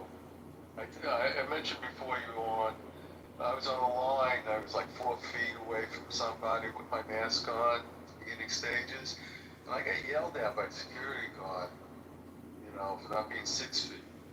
So I took a step back, and everybody had to take step backs when I took a step back. It was like being in 3rd grade again. What I don't understand is if this was a conspiracy of some sort, why didn't they do an actual back-end tracking, or did they? Because passing out a 3x5 card with your vaccination name and dates, to me, I mean, I faked my card. My friend printed me something up from a PDF he had, and that's what I used to go into the bars and the sporting events, wherever the Nazi Gestapo employees said, "Show me your papers." I just showed him my fake little paper. So that's what I can't understand. Why didn't they do a real vaccine lockdown? Well, you say it was a conspiracy. I think it was more of from ignorance. Like, government sometimes feels, Congressman, you can agree with this, government sometimes feels like they have to do something. It might be wrong, it might be not scientifically based, it might be just to shut people up, but they feel they have to do something. All right, now, everybody, nobody's going to school anymore until we clear it. Nobody's going to stand, no touching, no shaking hands, no, I wrote a funny bit, I think it was funny, on Facebook, dating for COVID patients. I got a good reviews on that. One person had it, one person didn't have it. They both tested negative. It was just a whole combination of things. Dating on the computer first. It was ridiculous, as was the disease. Nobody knew anything. That's what I think. I don't think it was a conspiracy. I think nobody knew anything. Well, what about the mass communication effort on behalf of mainstream media, who are all sponsored by Pfizer, that encouraged everyone to get vaccinated by herd psychology? You don't think that we were all manipulated into getting vaccinated through mass communication spam trolls? Yes, I do. You're right. But I think it's for lack of knowledge. There was no knowledge to back that up. So, and the media. So here's the question for you, John, because you can't simultaneously hold positions that the government is completely incompetent and they're capable of this level of conspiracy. It's one or the other. So do you think that they're like highly sophisticated and this is a conspiracy? Or do you think that they are incompetent like I do? No, I think they're incompetent, but I put some things in the chat earlier from A.G. Huff on what he was replying to with people's comments. I just think, follow the money. And if you can see where all the Congress people are voting for HEROES Act and the CARES Act, these are multi-trillion-dollar omnibus bills passed in the middle of the night that funded Operation Warp Speed and exploded profits amongst hospital chains, creating a catastrophic chain of events where the medical industrial complex started billing everything to COVID. If you died, from a car accident, it was COVID. You were labeled a COVID victim. So there was just a lot of fraud going on. And every time the government prints up trillions of dollars through omnibus bills, it creates a double jeopardy of fraud.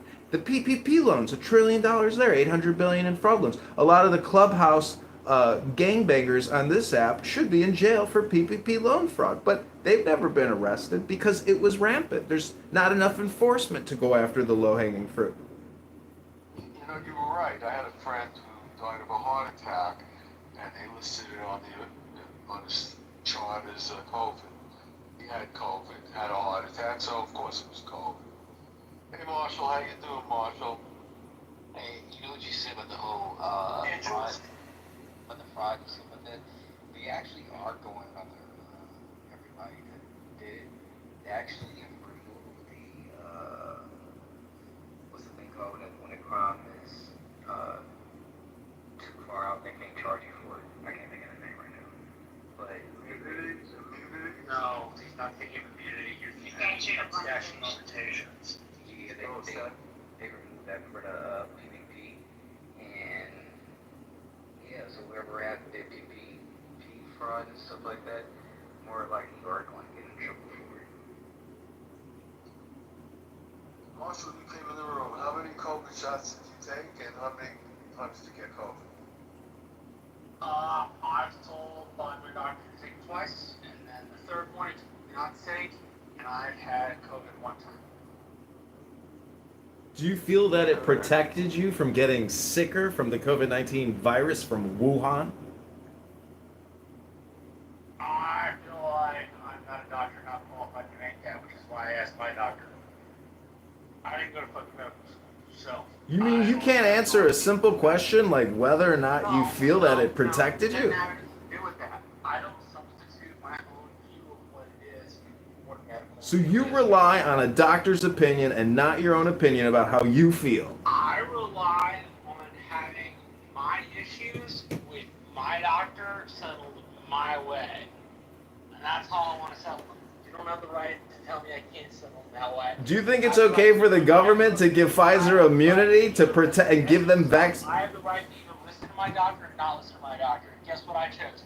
Listen to my fucking doctor, because I had an autoimmune disease and I was in the group that could have gotten sick easily.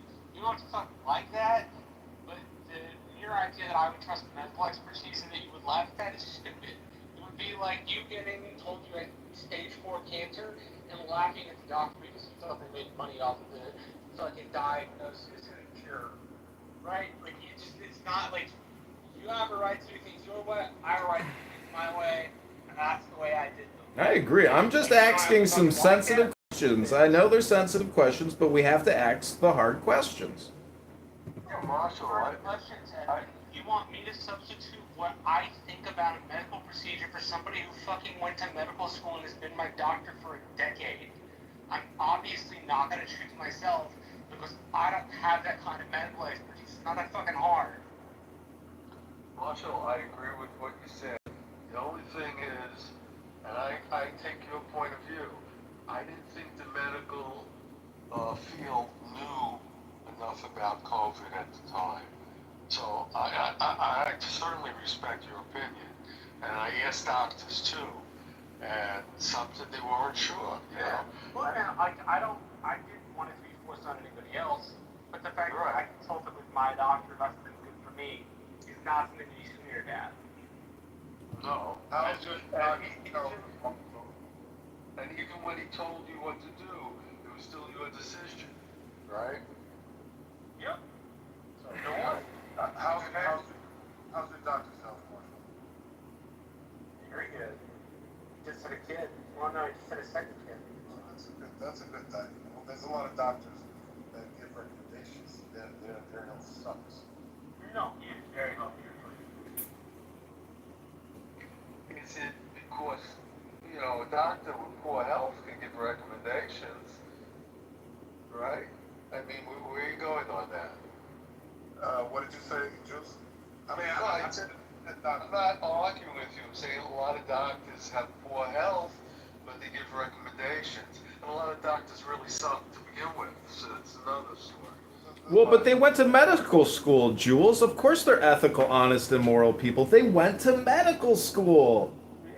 I know. Say, you owe me $500. To get your tongue, say, you owe me $500. I know. Marshall, They're a doctor. Well, they make 40 billion around the million, 40 billion, and as far as spinal surgery, $40 billion in the whole world, right? Next year it will be going up to $75 billion. 75 around the world. And they think, I know doctors, a lot of them think they're holy and shit, It's hard to find. I mean, you can find a good, competent doctor, but a down-to-earth doctor, I don't know. And I'm in New York, where I think the best of them, but some I like, some it's like everything else. Some you like, some you don't like. well, the vaccine payout sheets are out there. What Pfizer, Moderna, J&J would pay health practitioners based on the number of people they got vaccinated and what their bonuses were. It's all in the paperwork. All right, it's not about vaccine. Listen, I think it's important though to first learn about health yourself. I think we put too much on looking to other people and doctors on being responsible for your health. I think you should. With Tamac, the vaccines were 100% safe and effective, and they protected you from getting the virus. You're gonna make one with this one. I'm just asking a difficult question based on the title of the room. Don't get obnoxious. Tamac, Come on, dude. yeah, Tamac, what you're saying is right, but you have certain. But Tamac doesn't want to talk about the vaccines anymore. Well, let me talk to Tamac. I'm not Tamac, that's like me telling you learn your own taxes before you come in and ask me to file a tax return for you. No, but it's not a good analogy at all. That's something that It's really not a good analogy. you can tell with your own body if you're not willing to pay attention. Tax is a whole different thing. Well, there's certain things, I'm not a doctor. I understand what you're saying. What you're saying is right. You know what you're saying? And you're right. You have to understand your body to give that knowledge to the doctor, and he takes the ball. Do you realize nurses are... Let Tamac talk. I'm asking Tamac a question. Okay.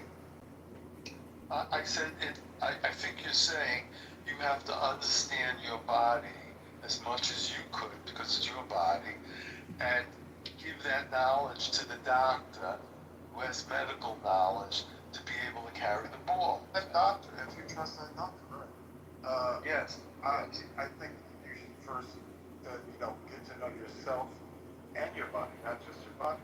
Get to know yourself. But what about the doctors?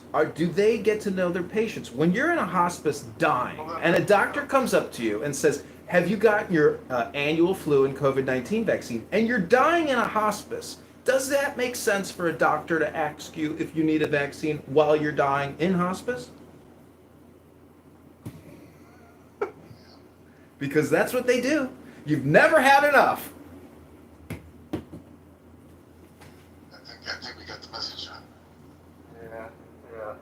I think you're pretty pissed off with we're all pissed off with segments of society. But you have a gripe about every one of them. Well, everything is tied to the annual budget, is it not? Oh, not a Yankees fan because we could scream and kick them down the road too. But you know, you can bitch about everything. You're right. The budget. The budget's the budget. I think the Astros would beat them on that. Well, Well, I'm trying to get justice for people like Ann. You know, I get John a break, you know, because he's trying to give information that people might not really have. So maybe that, you know. Well, Ann asked earlier about justice for COVID-19 vaccine victims. I'm just merely trying to get Ann a little social audio equity justice. That's the only kind of justice she's going to get, unfortunately. See, instead of being shouted down, I should be applauded for asking the difficult questions that guys like Marshall Rankin get very emotionally upset about. Well, when you personalize it, you know, I like you. I'm on your side in a lot of cases, a lot of things we spoke. But, you know, when you personalize it, people get pissed off. I disagree with Marshall on so many issues. But when we personalize it, it doesn't work out well.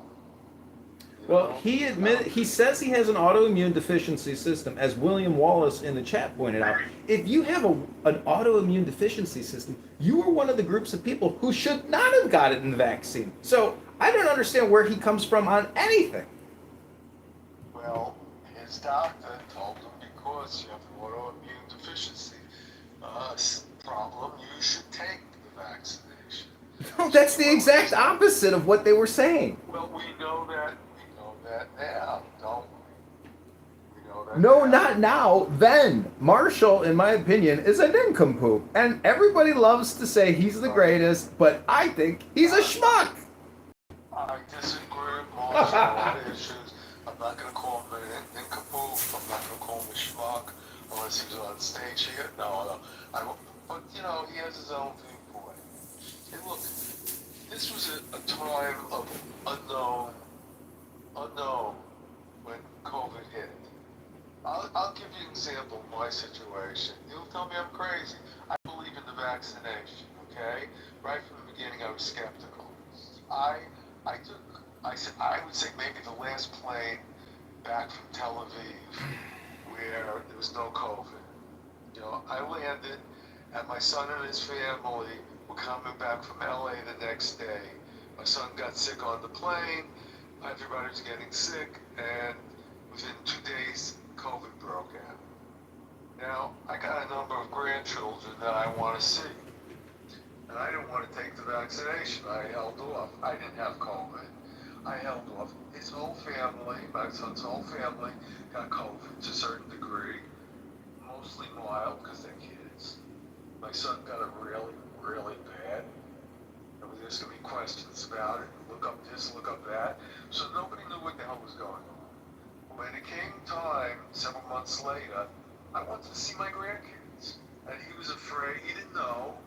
He's the scientific guy in the first place. He has a material science engineering degree. But he's smart. He just wanted to know.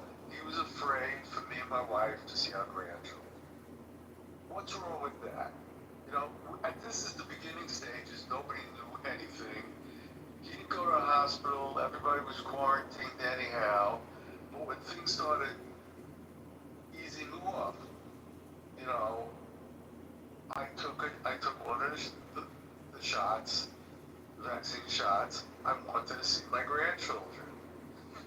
Now, you know, you could criticize me for that. That's the only shot I took, and that was the only reason I took the shot. So if you want to criticize me for that... Well, you're describing the psychology of why people decided to take an experimental, mass-marketed needle injection. That's right. That's right. But it had no positive health outcomes. It doesn't stop infection. It doesn't stop transmission. It only makes you sick. If I knew that then, I wouldn't have taken it. The idea was, I didn't want to get sick. I didn't trust the vaccination. I thought a layer of protection. You know how it went. I was one of the skeptical ones, but I So you were willing to sacrifice your personal liberty for a little bit of health security. I was wanting to see my grandchildren, who I'm living for. No other reason I'm living for. I'm not trying to dig into it. I'm merely trying to like bring out the truths which people easily forget about the mass COVID-19 vaccine response. Nobody knew the truth at the beginning. If you remember, we were all quarantined. I mean, come on. Nobody could go down and get the mail without seeing another person in the elevator. It was wild. Well, nobody knew the truth, but people were suspicious. Why is everybody going to rush out and get the same injection? I was too. I didn't find out later that it altered DNA and, it had really fucked up things about it. And I think Fauci should be tried, convicted, and I'd like a first row seat with some popcorn if that happened. But, that bothered me too. To be, now, the rest of our lives, everybody's gone from here, but Mojo's still here, Hawkins, Serendipity, all you guys are still here. We're going to live the rest of our lives. We're not going to trust the government on any health issues in the future. And there's a lot of health issues that can pop up here and there. And why should we trust? We saw what happened. It was unbelievable how if you remember, people from China were flying in, and Nancy Pelosi was going to festivals in San Francisco and New York, Chinatown festivals, showing that there's nothing wrong with that. Yeah, and Trump was labeled a racist for preventing the Chinese from coming in. It was the first accusation. He's a racist. That's right. He was a racist because the unknown Chinese flu that came from China, he was trying to prevent people from getting. Whatever Trump does, Trump derangement syndrome takes over, and the opposite is what they think. If Trump said there's no God, they would be demanding everybody worship tomorrow. Worship a God tomorrow. It's just, we live in the same world.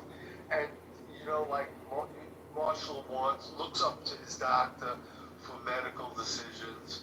We all look up to people for certain decisions in life. I mentioned tax, stuff you have to do, real estate, buying a car. You can't trust anybody anymore. We live in a day and age. I got maybe 14 phone calls today about selling property, about I wanted money. That's all on the phone. That's not on Facebook, which I get 100 of those a day. Chinese women who want to meet me, all over the world. We're in a world. I just pity the kids. They're not going to grow up like I grew up, watching Mickey Mantle play baseball, going to Yankee Stadium when I was 12 years old on the train from Brooklyn to the Bronx with no problems.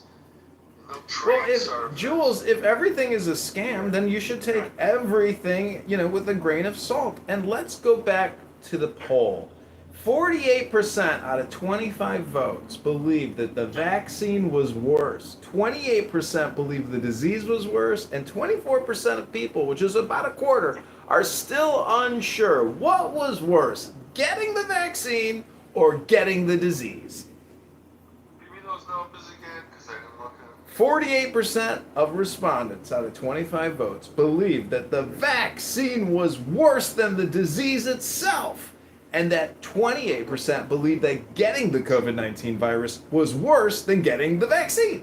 And 25% are still unsure of whether or not it was worse to get the vaccine or the disease. Wow. That says a lot right there. That says a lot.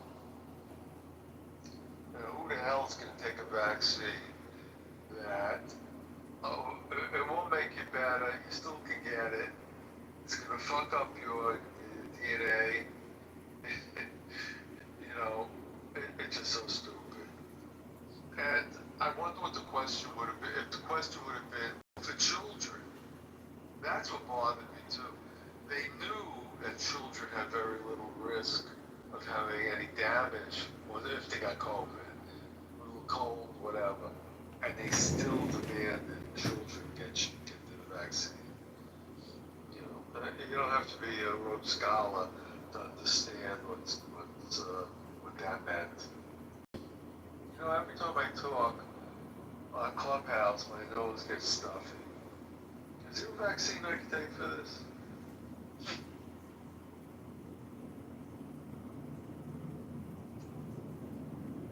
Pockets, you just listening or are you there? Come on, Pocket, say something. Nobody's I'm listening. Okay.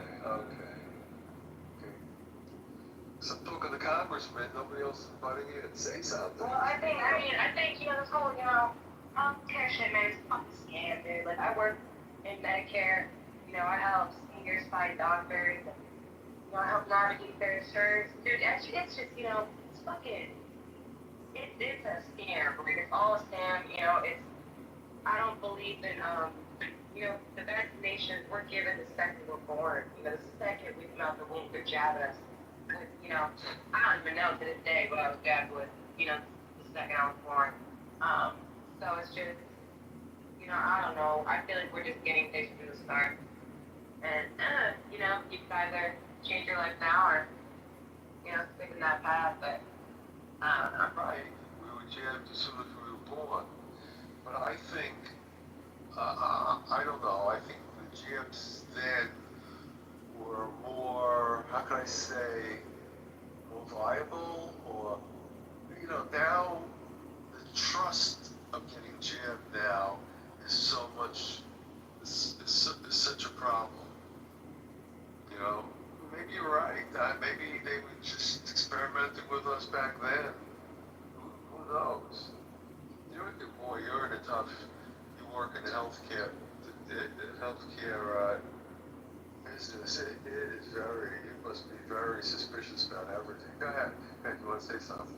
What's sad is I work in the numbers game of healthcare, which is so fucked up. There's a sales part of healthcare, which is so weird. Like literally go out on market, and it's just, I don't know. To me, there's like a whole other side of healthcare, the marketing business side, the real money making side.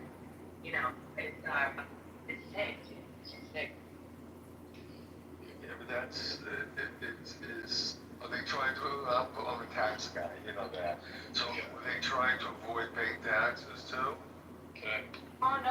A lot of like places were doing kickbacks to like insurance agents, right? So they were going That's illegal. That's illegal. Yeah, so and there were doctors that were illegally, docking procedures that never happened, shit like that. There's a lot of shit that's out there that's just so, It's there's all not over much the place. Nico, just a second, Nico. I mean, I brought my car in today. It's if you pay cash, it's this. If you don't pay cash, it's that. You know what that means. You don't want to pay taxes. Now, nobody wants to pay taxes. Remember Crazy Eddie? His brother who owned the store. I don't know if you remember Crazy Eddie. They had the biggest record store on Park Row in the city, and him and his brother, and they had that ad. Can't believe our prices. They're crazy. The prices are so low. Can't be. You know why they were so low? I just found out he did time because they didn't pay their taxes. They were able to undercut, other businesses. So that's like our national pastime is don't pay your taxes. So when people talk about not having the IRS, I think the IRS serves a purpose. It at least makes you pay some of your taxes. We catch some of that. I know it's not, a thing that you want to say, but I think Jules, it's do you know what the necessary. effective tax rate before the invention of the IRS was? It was zero, wasn't it? Zero. So, problem, cause, solution. We are our own problem. We've created a taxation system that only funds 5 out of 7 trillion a year in spending. We are taxing ourselves too much already as is, and we are spending way more than we can sustain. Hold up, y'all. I need to mod somebody, so I want to be a dick, but I want to get it. So, this time on that won't distress it. Ma Jules is a former federal officer of the Treasury Department. Yeah, I can't tell sarcasm now, but. Just where this conversation is rapidly coming to a close anyways, but Yeah. you know, I asked Grok how much was dispersed in the PPP loan program. It's close to 100 or close to $1 trillion, and they estimate 64 billion of that is fraud. They've only recouped about 3 billion. Yeah, it's unbelievable. So $60 billion got skimmed by the government because they decided to create a new loan package. 60 billion. Boop, bye. Yeah, well, you know. so I mean, you know, not paying your taxes is one thing. I told you I was an international examiner in financial service. I caught huge sums of money in the biggest financial service area, and it was not illegal. They were just arming with the and code. disciplining the militia. Corporations. I can't go into it in detail. I would if I could, but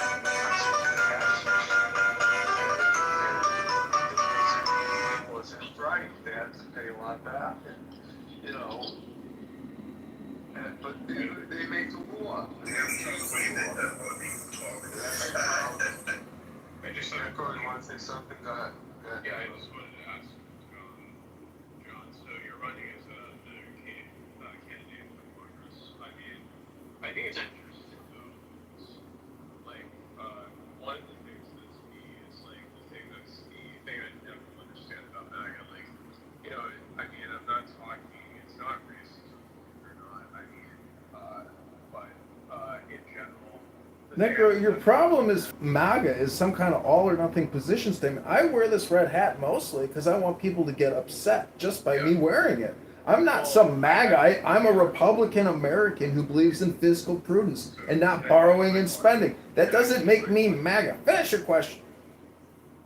Yeah, so my question is that I know that they all share in common is the fact that they think that, you know, Trump, a billionaire, a guy who fakes his life as far as he's only got $1 million loan with his father, that he understands what they're going through in life. And his largest donors were people like Elon Musk, who has more wealth than, you know, maybe, you know, like definitely well beyond $1 billion lifetimes.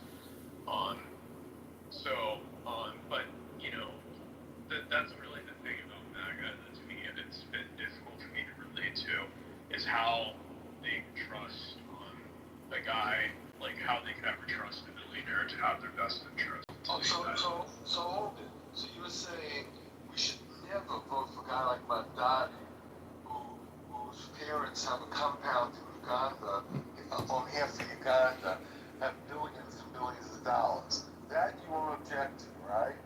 That's okay. Why did Mandani come into the discussion? Well, you're talking about Wait, Jules. Trump. Jules, let's ask young Necro here a very simple question that solves what you're asking. Necro, how do we lower the annual deficit and how do we lower the national debt? Yes, that's the ultimate question. Well, I'm not a person. I mean, I think this is something. Well, you either raise revenue or you cut spending. Which one's it gonna be? So, well, I think the Republican Party, even Donald Trump has no solution to lowering the debt. So I don't think this is an issue that is, you know, that you can frame as one side is guilty of all of them. In fact, the Democrats. Tell me what Biden's solution was. The Democrats at least don't lie about the fact that they They don't lie. They don't lie. about lowering the debt.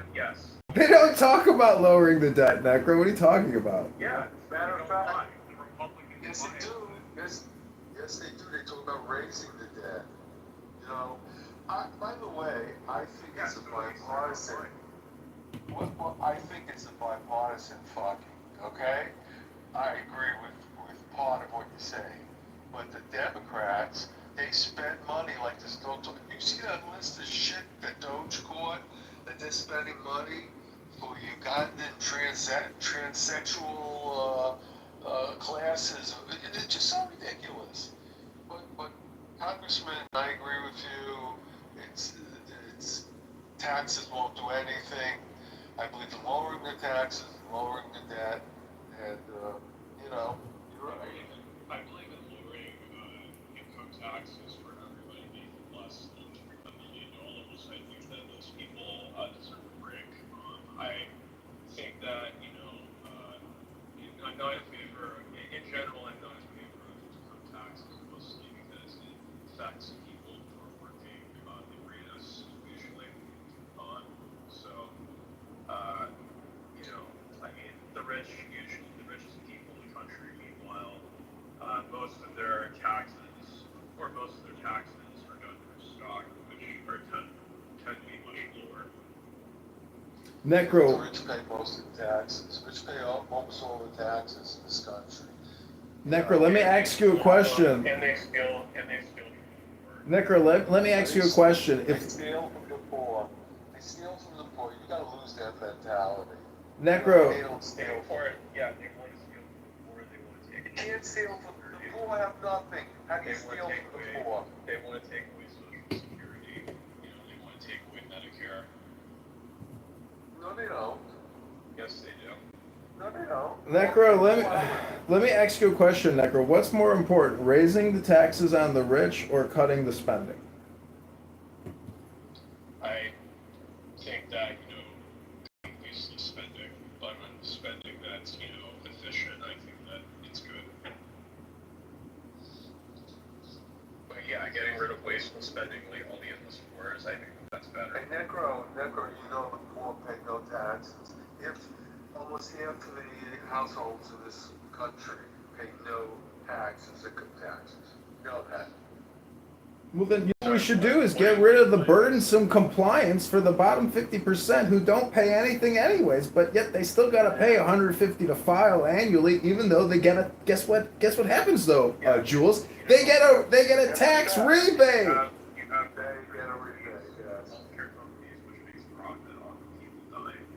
So actually, the IRS for the bottom 50% is actually just an annual stimulus check. That's right, exactly. Necro, do you believe in capitalism? I mean, do I sound like a socialist to you? Yes.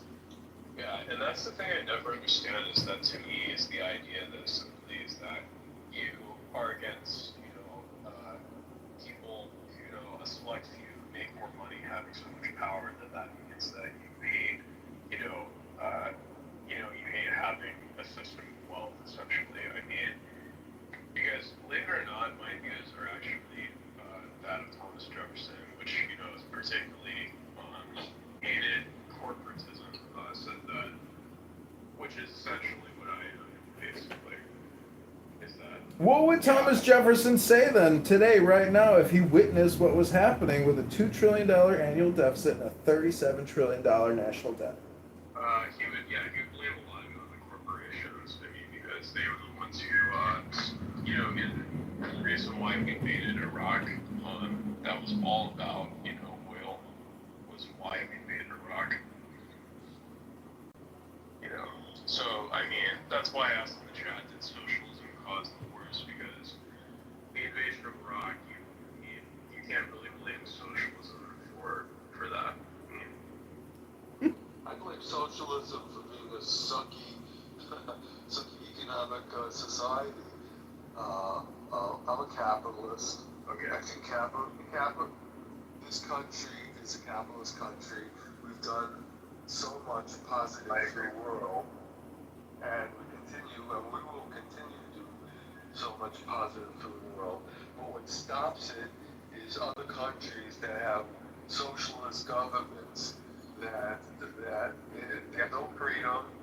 They have, I mean, you're going to go to medical school, where are you going to go?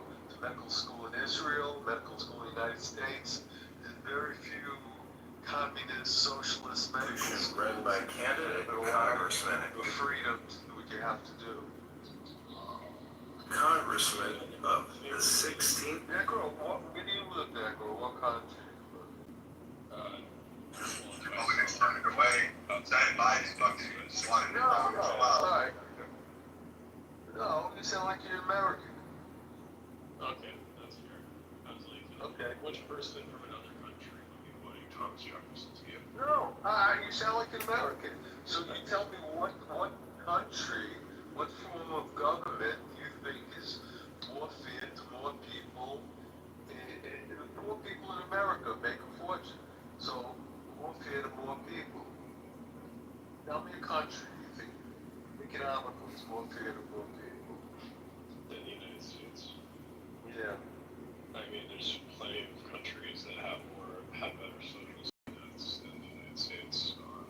Now, there's a lot of factors that go into that.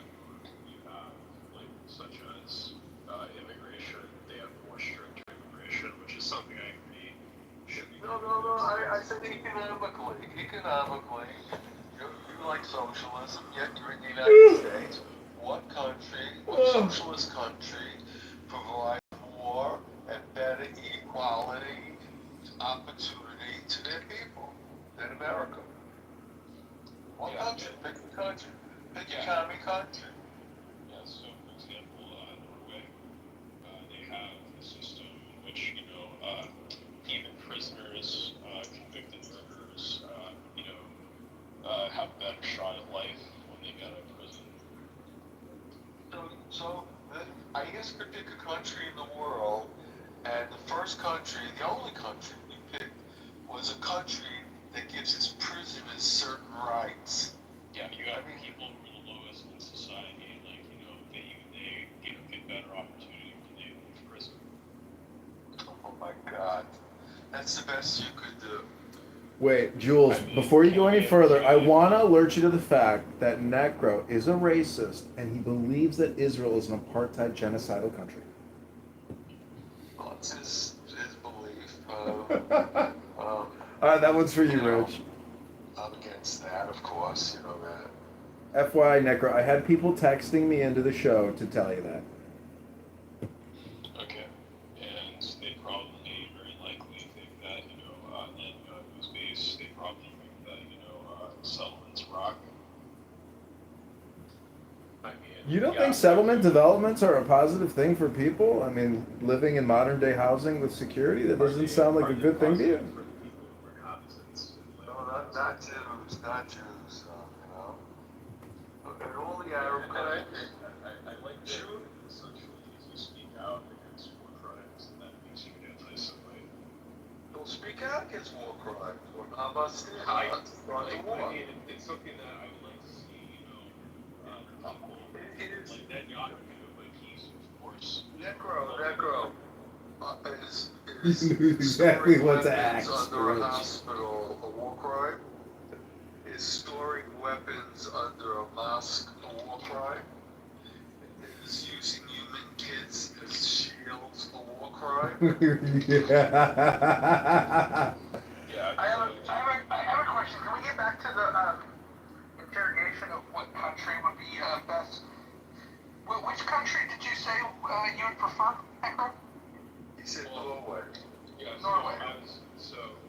Which one is I gotta take a photo of Mojo's PTR. It's so ridiculous. I have a question for you. What do you think the average income is in Norway in comparison to the United States? I don't know. Average income. It's the average income is 60,300 in Norway. Average income in the United States is 77,500. So more than $17,000 more. And then when you adjust for taxation, any idea of the purchasing power that you have after taxes? I have to look into that. Yeah. So my question is like, how are you when you're saying that something is better than another country? What what are you basing it on? Yeah. So specifically, the question was about which one is better for its poorest people, and I think that it's clear. That's why I gave the example is that prisoners in Norway have better opportunity. Convicted murderers, people who like everybody thinks shouldn't have any chance of opportunity. But why would your standard of measuring the success or the judiciousness of a country be based on the way that murderers fare? Because they're just like people who are the lowest of society. They're the people that killed people. Yeah, so I mean, they're the people you would expect to get the worst